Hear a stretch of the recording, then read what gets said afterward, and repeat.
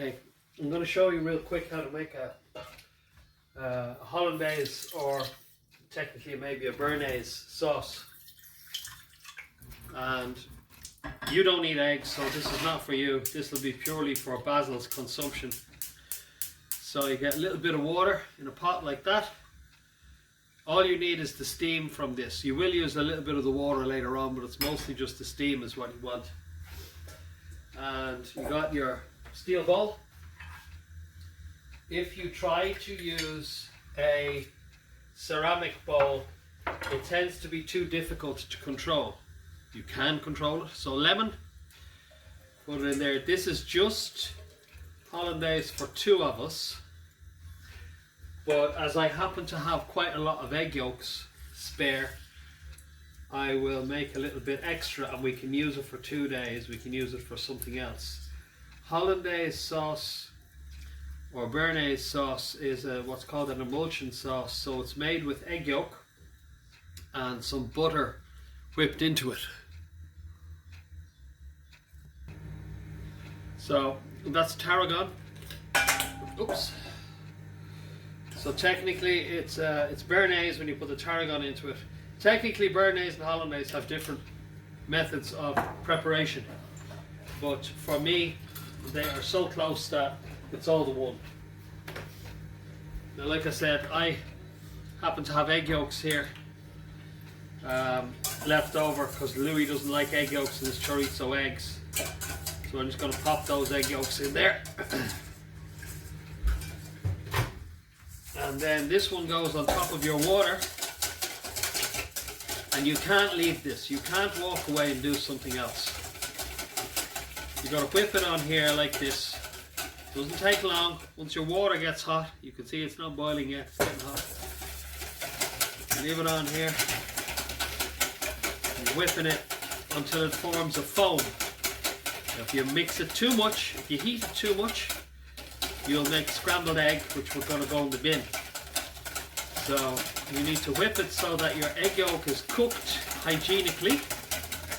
So the whole thing needs to be kind of hot, because egg yolk naturally has bacteria in it when it comes to our kitchen, our fridge.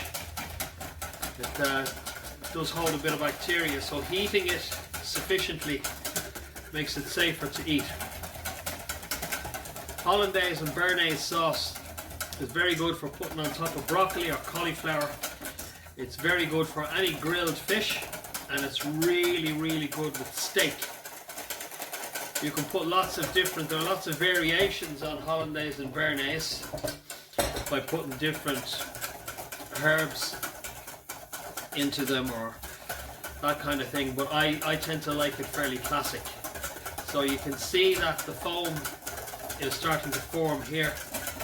This foam technically is called a sabayon, S-A-B-A-Y-O-N, a sabayon. And Italians will whip the egg yolks like this, but they will whip it with marsala wine, and that dessert is then called a zabaglione or zabayoni. Okay, so that's forming nicely now. That's quite enough. As soon as you see it like this, you get it off your water. Now I got some melted butter here. You can pop it back on there for a moment. Now this is the crucial part. Put it in a kind of a thin stream, as though you're making mayonnaise. Like I said, this is quite a lot of hollandaise I'm making here. But after we've had all we want, we'll pop it back in the refrigerator and we'll use it again tomorrow. Now, it's just ready to crack, and you don't want it to crack. If it cracks, I can show you how to bring it back. That's all the butter in. Purist chefs will not put in the liquid part of the butter. I am not a purist chef, I like it all. So gas off. Now, a little drop of water, tiny little drop of water. That's it. And you can see that loosens it up a little bit. Little drop more. That's it now. You don't want to mess around with it any more than that. That is your bearnaise finished. You can taste it. A little bit of salt and pepper. A little bit more salt and pepper. That's it. Yeah, taste again. Okay, perfecto.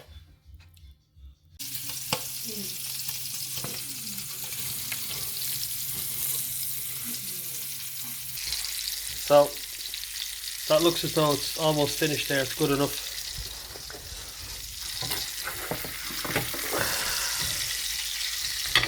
A little bit brown on top. You don't want it overcooked. If you don't like smoke in your kitchen, then poach the salmon.